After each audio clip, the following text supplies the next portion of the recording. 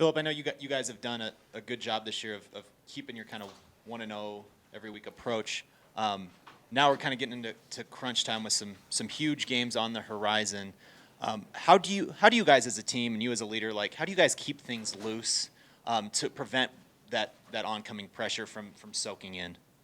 I mean, you just keep doing the same things we've been doing. That's what got us here in the first place. Everybody just needs to continue to hold each other accountable, hold themselves accountable, and everything else will fall into its place. I mean, at the end of the day, we're in it for each other, and that's all that matters. So if we keep it inside with each other and keep this bond that we have, this brotherhood that we have, it's gonna be hard. It's gonna be hard to beat this. It's gonna be hard to be unfocused because we're gonna keep each other focused.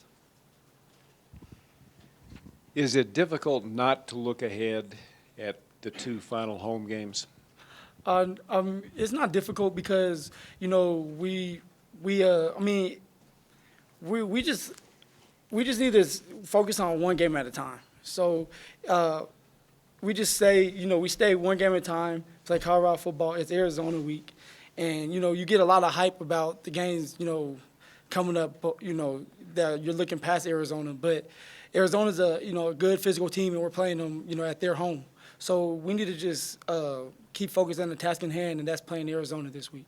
So it's not difficult because we're not going to make anything difficult. It's all about Arizona. Hey, Phillip, against UCLA, you guys are your own worst enemy, committing 8 personal fouls. That was very uncharacteristic of you guys. Yeah. Has that been cleaned up, and how did you guys address that? Yeah, we handled everything. It wasn't like us. At the end of the day, that's not what Coach Mack's about. That's not what he's built this program, and that's just not what this program's about. Period. And we just addressed it. We looked each other in the eyes, looked each other in the face, and just said that we're not going to do that because that would get us beat. That would get us beat later on down the lines here, making stupid penalties like we did. So we just got to hold each other accountable and watch each other because that's what it's about. Hey, Phil, Arizona just got their teeth kicked in by Washington State. How tough is it to go play a desperate team on the road like that? I mean, it's very tough. They're going to give us everything they got. Arizona's a very physical and they're a talented team, and they're looking to knock us off and win their game. That just like we did for the past years. We always went into a game ready to win. And that's not going to change for them either. So we just need to go in there and play football. It's another game, and we got to go out there. And the offense needs to put up the points that we've been doing in the past, and we need to start gelling, and we need to get back to playing Colorado football. Hey, Phil, to follow up on that, what does the offense need to do to get their groove back and start gelling? I mean, sometimes you just get on the lull. You can't control it. We just got to go out there and execute. That's just period. You just have to execute.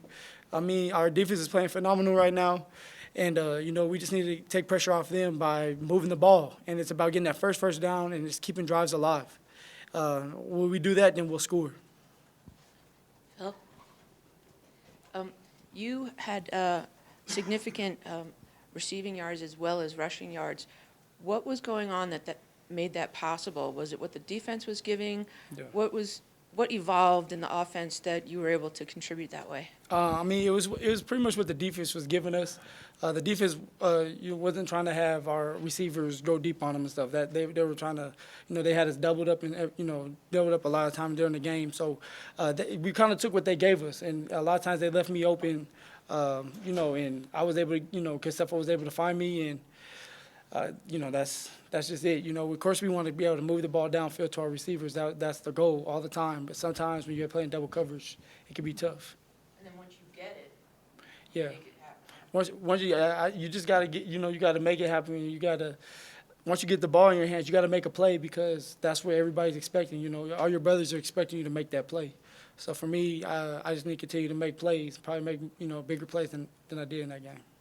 As a follow-up to that, do you see teams starting to do that to you more often because of the success that your wide receivers and your passing attack had early on this season? I mean, definitely it's hard to just sit there and key on all our receivers. It's going to be difficult. So, I mean, it's just different game plans, So this week they may be able to, they may key on the running back and, leave our receivers one-on-one, which that's what we hope. And, or it may just go the opposite. They may just continue to say, let's double up on the receivers and let's see what else they can utilize. So it just depends on what they're deciding on. I don't know what they're going to come out with.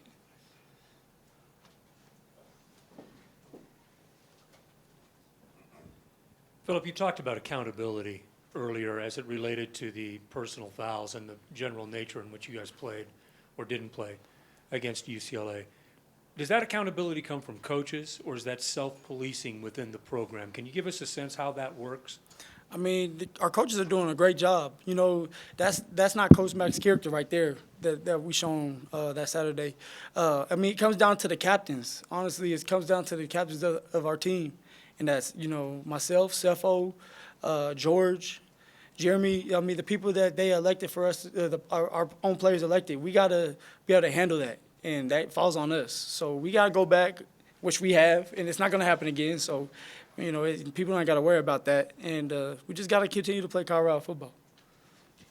Phillip, knowing what you guys have done so far this year and knowing what's still in front of you, is there a sense amongst the offense like, hey, guys, we've got to pick it up because nobody wants to be the weak link at this point of the season with everything on the line? Oh, definitely. You don't want to you don't want to sit there and leave your defense out to dry all the time, because that doesn't feel good. Like, you guys, we know each other on a more personal level, and for them to go out there and put their body on the line for us to get the ball back, we have to help them out and score points. And we just got to get back to our groove. That's it. And we will this week, just because we're more focused already. It's a more focused team right now, and we're hungry. And that's what I feel like in the past couple of games we weren't as hungry, or we just didn't show it as much during practice. And what you do in practice shows up on the field. And what we did in practice for the past couple of weeks wasn't what we were used to. So this week we kind of went to square one, and we're starting. We're getting that groove back. Any last questions for Phillip? Thank you, Phillip.